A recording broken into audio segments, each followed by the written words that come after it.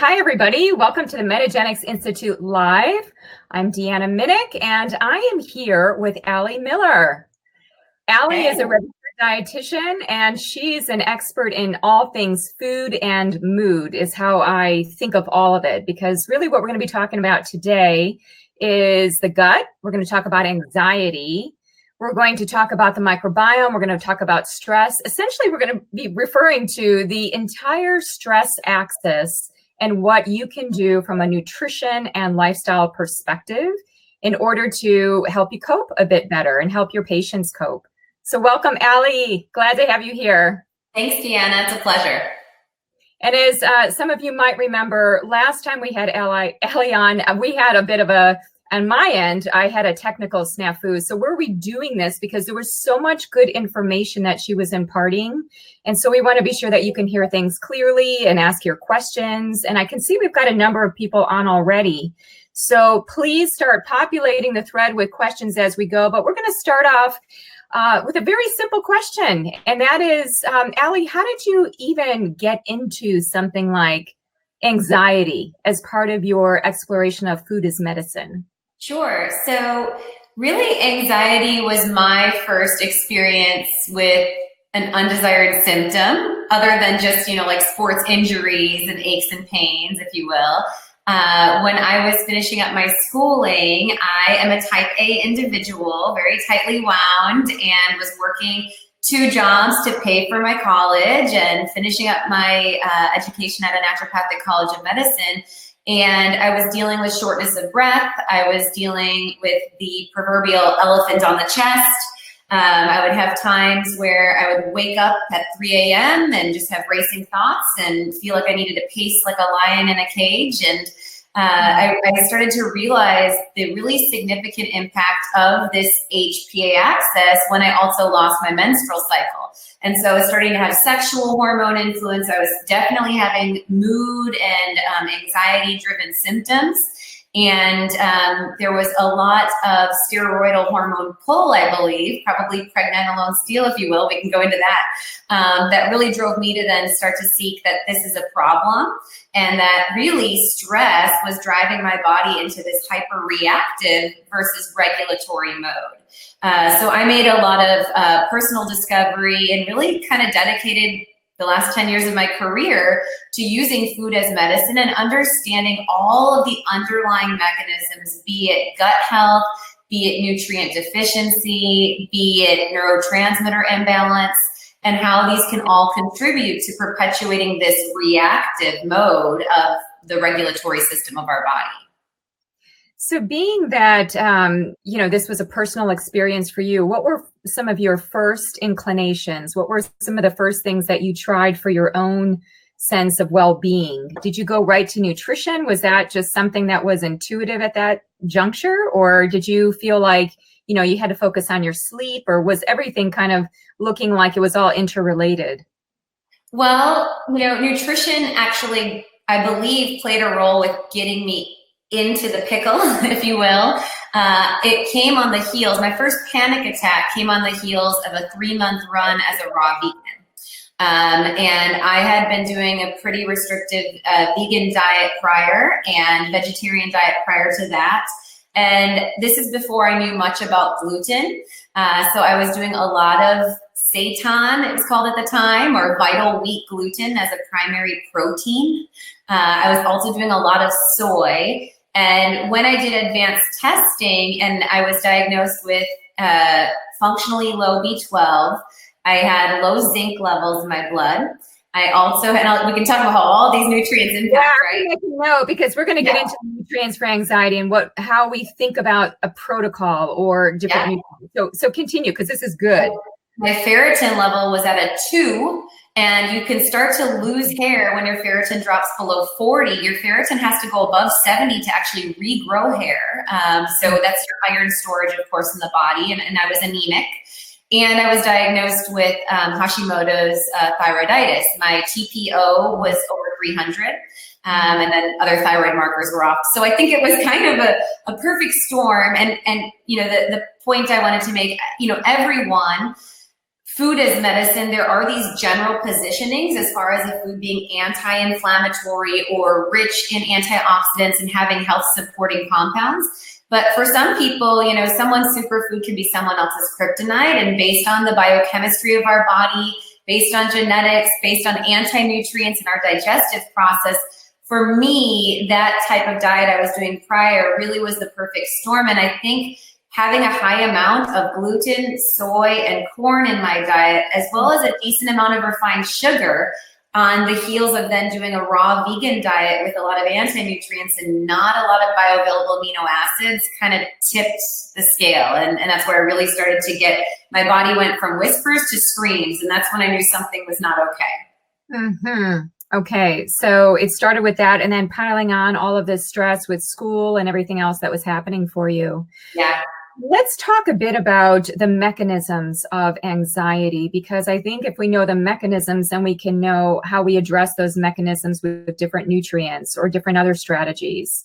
So I know that you're very keen on talking about the gut microbiome, and perhaps we start there. We can also get into the sex hormones and talk about the stress response of it and how everything is all interconnected for that perfect storm, as you refer to it.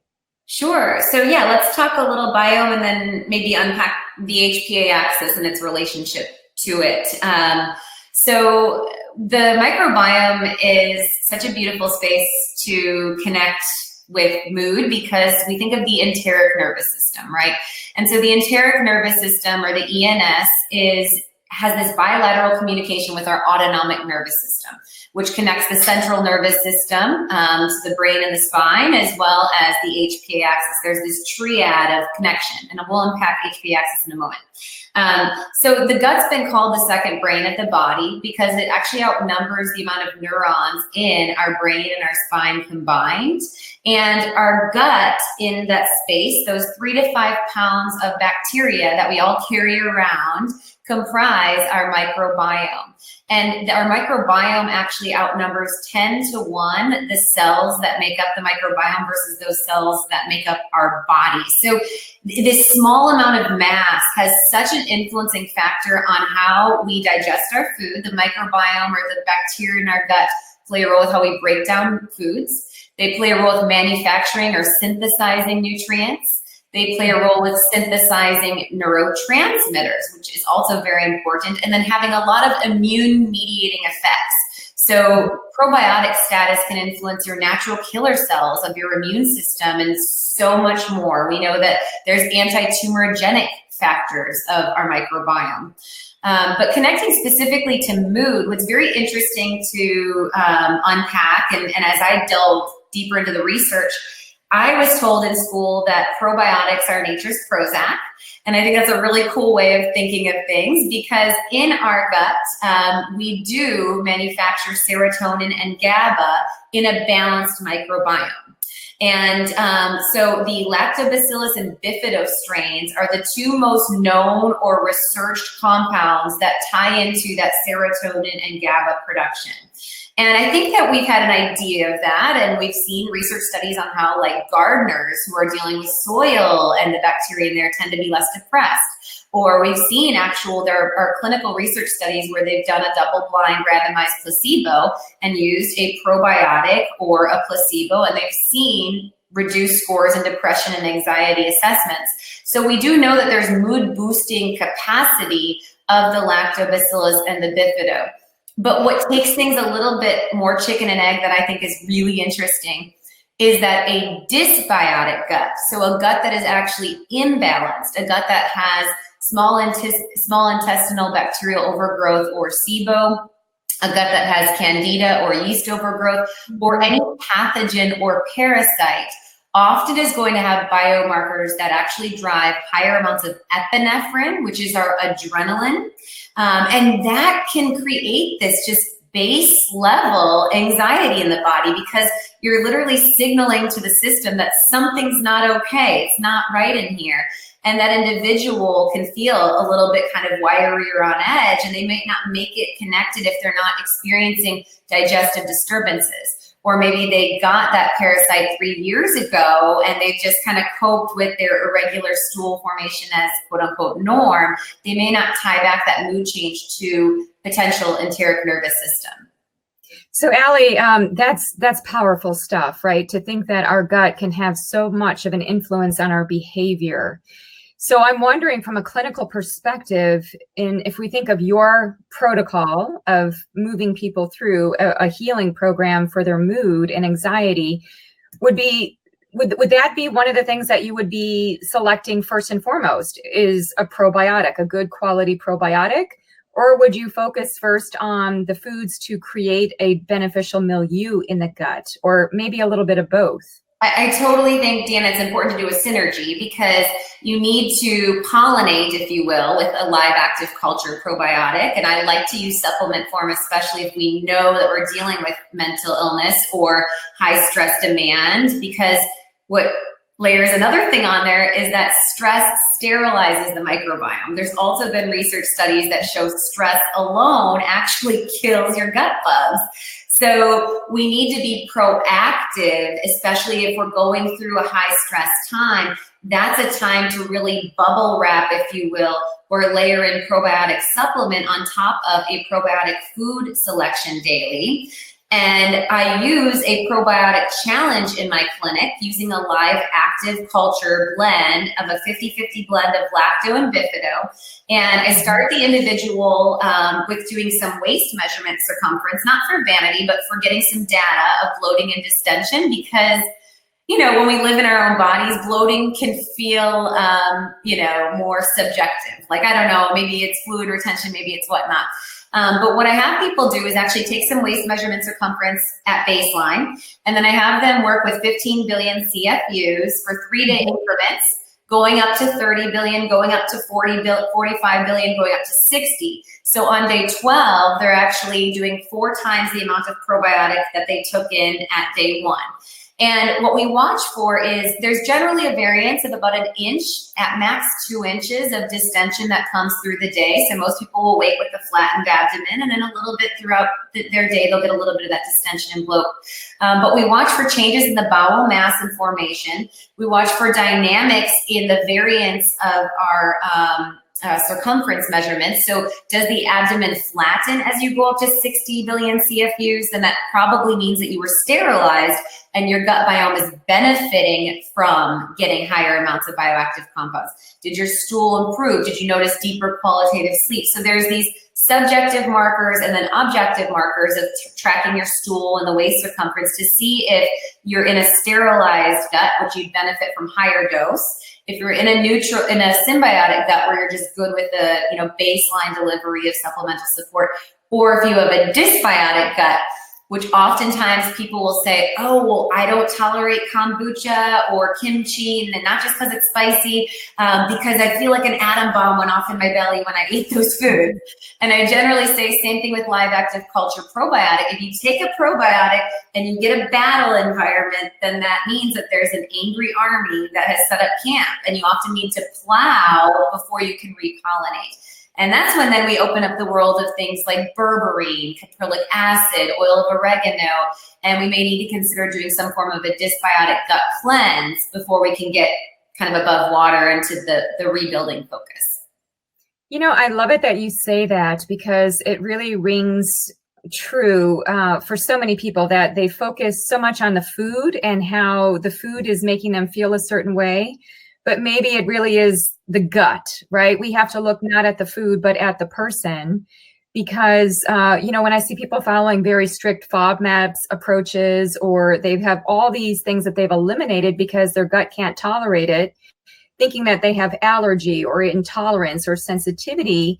But what you're describing is part of the functional medicine 5R program, right? Like really getting your gut terrain good so that you can accommodate all these different foods coming in that may have complex fibers and be producing short chain fats.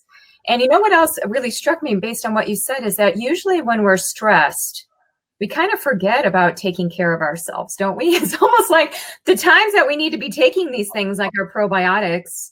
Even if I think of my travel schedule, before I go traveling somewhere, I have a pre-travel protocol with my supplements so that I'm bolstering my body. So it's almost like we have to be thinking about that pre-stress, because when we're stressed, we're so stressed that we're not thinking straight and we're not adhering to our routine. So I just wanted to comment on those two things. I really like what you're saying about healing the gut, not looking at the food per se as the culprit, but really getting the gut in order. Yes, and it's this concept of, right, this proactive bubble wrap, if you will. And if you can anticipate, all the better, because, not only does stress sterilize the biome, but it also depletes glutamine, and that connects to the gut as well, right? We know that the body, and we even see that actually in the animal industry. They're looking at different forms of, harvesting animal as far as meat production, because glutamine levels get depleted with stress. And that's, both physical and emotional stress. And, we think of glutamine as like signs of clinical low glutamine would be muscle aches.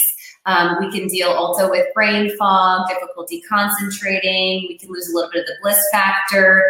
But glutamine is also the fuel source for our enterocytes, or our gut cells, and our gut lining, which creates the playing field and the space for the microbiome. And so there's definitely that chicken and egg connection with the stress in the gut, for certain. Yeah, that makes sense. And, one of the things you mentioned there was about meat. And I'm curious because there was just recently a study looking at consumption of meat and whether or not it's a negative or a positive. And you being in the whole world of nutrition for some years, you're used to these dietary debates, right? And so kind of looking at the pendulum is always swinging into a different dietary pattern. And so I'm kind of curious, with you being a vegan before and having some of these deficiencies and certain things that you had in your diet, how maybe you view things like glutamine, which comes from certain foods, or needing certain nutrients that might be found in certain foods. And so I guess my question to you is, what's your take on a variety of the different popularized diets? Are you a proponent of a specific diet for anxiety, or do you see it more personalized? I'm kind of curious about your take, because now you're talking about some nutrients, and those nutrients are found in certain foods. Sure.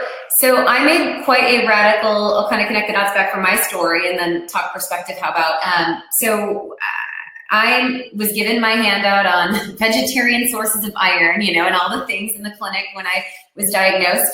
And I, at that time, knew about oxalates, I knew about anti-nutrients, and I knew about the connection even deeper, again, of hydrochloric acid and digestive enzyme, and those getting depleted with stress, right? And so that is going to interfere with how we break down foods and how we can absorb our nutrients. But there are just many nutrients in particular that are more bioavailable in an animal product. So if we're talking iron, there's non-heme and heme related iron sources. And the heme is substantially more bioavailable, 60+% more bioavailable in our body. And it only comes from the heme iron, which would be in animal product or fish, like salmon is a great source of iron as well. And so I made that decision pretty quickly to go for the most nutrient dense forms and to make peace with being an omnivore and conscious consumption. So I learned more about biodynamic farming and practices of grass-fed because I was very entrenched in confined animal farming, vegan, you really paint a dark picture of animal consumption. And I think that pollutes a lot of the concepts of how we could be more balanced within the circle of life, if you will. But there are a lot of nutrients that are just more bioavailable, meaning that the body can use the nutrient more because the animal kind of did the work first. And I took on very rapidly more of an ancestral approach to my diet. I started following a lot of like Weston A. Price stuff. I started incorporating bone broth. I started thinking of meat as a snout to tail. If this animal's going to get slaughtered, I want it to be done in an environment where it was raised in the conditions that were best for it. It was done humanely, and that we're honoring all of the components of it. And I find nutritionally that makes the most sense because that balances out our amino acids, which is really important for an anti-anxiety type approach or a mood stabilizing approach. If we're just eating animal protein in the form of meat, like meaning muscle fiber and ground meat, and we're not getting the skin and the bone, we're not getting organ, we actually get higher amounts of methionine. And this is an amino acid that can actually drive up homocysteine levels, right? So a cardiovascular marker, which is also a marker of methylation, which can connect to mood, of course. And when you're eating the kind of more snout to tail philosophy or incorporating more of the bone broth, collagen, gelatin, these types of compounds, you're getting more glycine and proline. And these are amino acids. Glycine itself is anxiolytic. It's actually very relaxing. Glycine can help with like disengaging tension in the jaw. It can help with insomnia at the end of the day. We often think of like magnesium bisglycinate as a tool for that. But when you eat kind of in a whole animal approach, that does help to offset both, I believe, inflammation, but also give us a more favorable amino acid delivery. And it can give us a powerhouse like glutamine, very richly found in bone broth. So we're also getting a lot of these foods that can be very therapeutic. In my approach clinically, I generally take a very low carbohydrate approach, not always classical ketogenic, but always low glycemic. Because the number one focus of stabilizing mood and managing stress levels is getting off that roller coaster of blood sugar spikes and crashes. That only further perpetuates mood irregularities, hungry and angry with those hyperinsulin responses, and being mindful that cortisol is a glucocorticoid. So cortisol as a stress hormone drives blood sugar response. I just unpacked a lot there, sorry.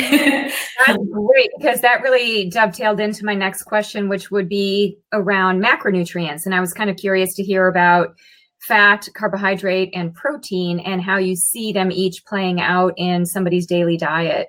So what I'm taking away is definitely low carbohydrate, keep the carbohydrates lower in glycemic impact, and then be looking at balanced amino acid profiles. And what about fat? Maybe talk about them a little bit as far as a dietary approach and maybe a supplemental approach for anxiety. Oh, yeah.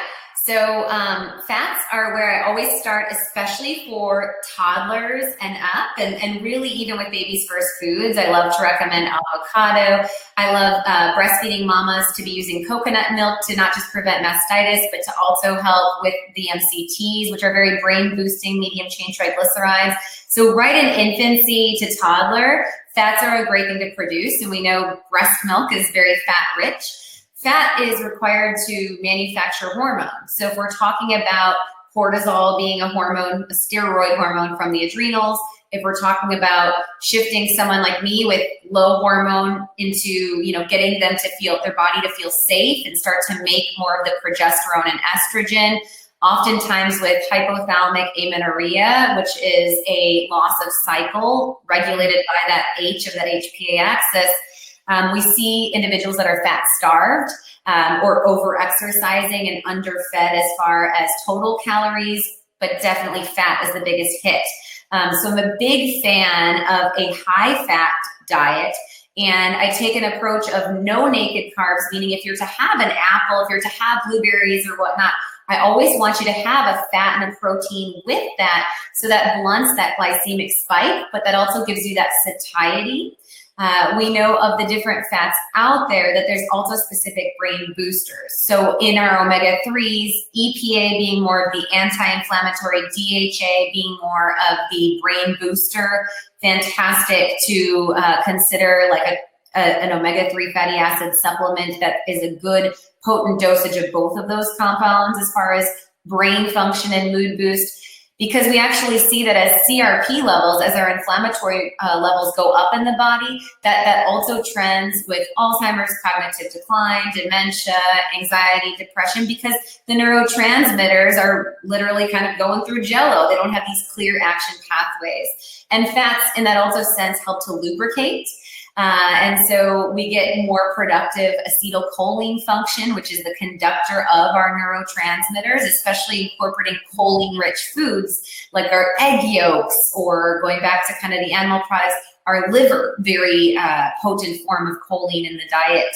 So MCTs and EPA, DHA are big areas of focus, and then really a fat dominant diet. And with some individuals, even without going below 60 grams of carbs, many people in just a low glycemic diet based on their activity factor will start to make therapeutic low levels of ketones, especially if they're having a rich amount of coconut-like products with MCT in their diet. And the benefit of that is that ketones cross the blood-brain barrier.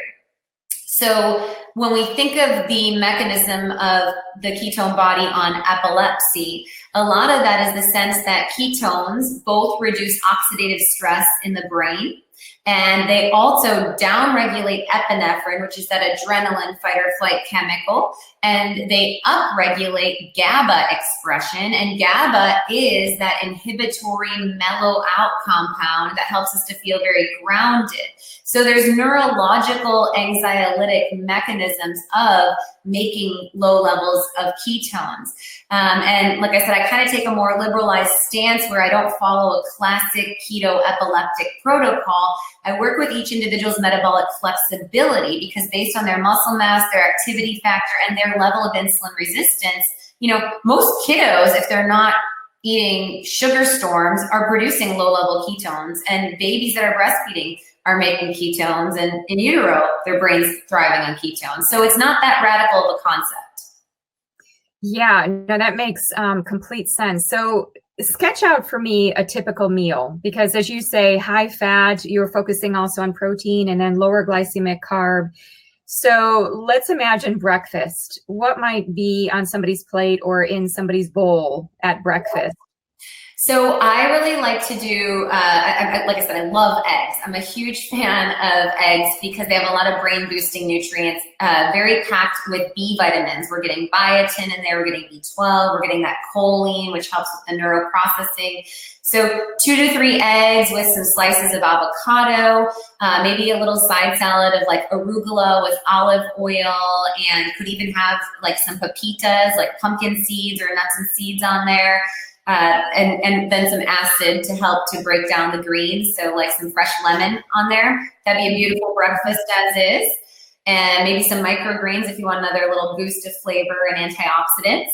And then I would look at maybe the lunch being, depending on now if I'm talking about myself, I probably would do a denser lunch because I'm in clinic. So I like to kind of capitalize when I'm parasympathetic, and that's when I have more of my feeding time. So in my morning, if I have meditation and I've had a moment with my 3-year-olds and I'm in my bliss state before I go into my chart world, that's when I have that big, beautiful breakfast.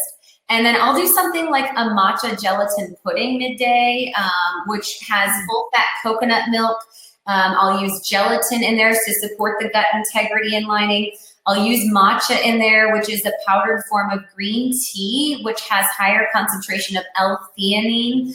L-theanine is such a powerful mood stabilizer. It kind of pilots all of our neurotransmitters. It doesn't drive production of one compound, but it's said clinically to have an impact favorably on serotonin and favorably on reducing catecholamines, which are those stress responding chemicals. And it also upregulates our alpha brainwave activity. And our alpha brainwave activity is what's seen during meditation, deep relaxation, as well as concentration, creativity, and focus. So the little matcha pudding would have the full fat coconut milk, gelatin, lime juice, lime zest, to kind of brighten up that grassiness of the tea, and also giving me vitamin C to feed my adrenal glands.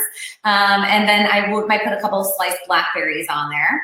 So that would be like a lunch.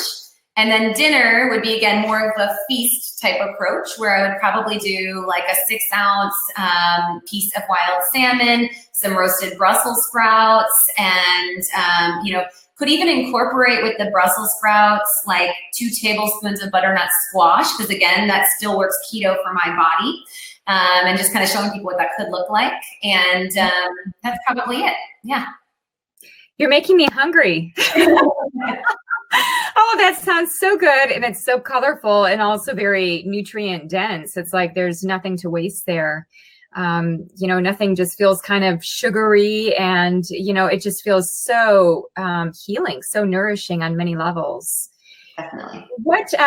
So in our closing minutes here, I'm curious. So that really outlines a beautiful array of foods and meals for the day. And I'm curious, what would be your top 3 supplements? Let's just say that for the generalized audience of people who are anxious, right? Let's just say that they do adopt more of this way of eating. What might be 3 standard, and of course we always need a personalized supplements, but what might be 3 common supplements that you might recommend, or what are you commonly recommending to your patients? So magnesium glycinate or magnesium bisglycinate would be a top for sure. That's like a desert island supplement. Would you recommend for most people? Do you have a range? Oh, how many milligrams? Yeah. Okay. Somewhere between 200 milligrams upwards of 800 milligrams. And you can go higher, but generally not needed. The cool thing about magnesium glycinate is that it does also cross the blood-brain barrier, and it sends signals to our pituitary to block ACTH, or the stimulation of cortisol production from the adrenals. So there's this kind of direct bodyguard, if you will, response of mitigating that fight or flight stress chemical influence. And then we know that magnesium also, especially in that form, a lot of the other forms are going to be more osmotic, more functioning as like stool softeners, pulling water to the colon. Well, this form tends to be more neuromuscular functional. So this can also help with releasing the tension in our body. So I think of like the shoulder and the neck. I think of that, again, clenching in the jaw. So we think of it as kind of like this ultimate chill pill that allows us to disengage the stress response. And we tend to burn through magnesium at higher demand. Basically, that magnesium will get depleted also with stress. So you're both repleting the deficiency, and then you're also kind of putting a blockade in that perpetuating stimulation. So it works in 2 cents, and can just have a really fantastic, noticeable influence on depth and quality of sleep and that neuromuscular space. So that would be a really high top priority. I would have to, Well, I was just going to say, and plus you get 2-glycine, and you were saying how glycine is very anti-anxiety, it's anxiolytic, and so it's kind of like a twofer. You're getting some added bonus together with the magnesium. So great. Absolutely. And then, going further, that's going to help to offset some of those inflammatory cascades as well that glycine aids with. Yes, so beautiful. And then I think I would have to cheat and unpack a quality probiotic. And I would always start with a 50-50 blend of lactobifido. And I would start with one that doesn't have FOS or inulin or something to drive as a prebiotic, because that can kind of make a mucky communication if we're not sure of the state of the gut. And then the third one that I would go for is probably just a good quality multivitamin that ideally has some phytoactive compounds, has methylated forms of B vitamins and chelated minerals, and includes things like zinc and chromium, because a lot of these are mood stabilizing minerals. And then the Bs are so important to both eliminate any enriched food, which has that folic acid, in case the individual is dealing with an MTHFR impact, because that genetic influence can often have a negative response to folic acid. And it's just in so many supplemental products that I really try to train my clients to keep an eye out for that. Excellent. Wow. That's a great list. So again, to recap, in terms of the 3 must-have supplements for most people, magnesium glycinate, also having a probiotic with a lactobifido 50-50 split, and a multivitamin mineral with phytonutrients. That sounds really good, Allie. Yeah. I want to thank you. This is such a wealth of information for so many people, and so many people are anxious. They have generalized anxiety. They have situational anxiety. It's pervasive. And especially as we move into the holiday season, people start to get financial stress and anxiety. And so I think that there are so many principles here that people can bring into their daily life. And there's always something that we can tweak or improve even for ourselves. And I'm sure that you probably even find that for yourself, even though you have all this knowledge. We're always tweaking and sculpting our daily routine. Constant. And, just like food is medicine, it's both about removal of stimulus and then abundance of what we can blockade or what we can have an abundance of. And so as we go into the holiday time, this is a good time to really, like we said, try to get ahead of it. So practicing getting outside for an hour a day would be beautiful. Walking is a very parasympathetic, rhythmic movement. And, this would be maybe more of a time to do more yoga and walking versus HIIT training. Instead of worrying about that like holiday dress and doing the spin class and the epinephrine driving exercise, better time to do some of the gentle movement therapy, as I like to call it with clients, focusing on your breath and maybe even being proactive with some internal self-talk mantra work, because you're getting yourself set up for more time with families and holiday engagements and interpersonal stressors. So sometimes it's good to kind of start strong with positive thought process and start to remove some of that negative script in the brain, because that can only perpetuate this fight or flight response. It's so true. So many great nuggets here, Allie. Thank you so much for being on. I'm so glad we didn't have any technical big glitches here. And thanks to our audience for being here live with us. And if anybody has questions and would like to post them on this thread, we'll come back to the thread and see if we can answer them, get you some solutions, clinical solutions for what you're looking for. So thanks again for being on and for sharing all of your knowledge. It's been great. Thank you. My pleasure.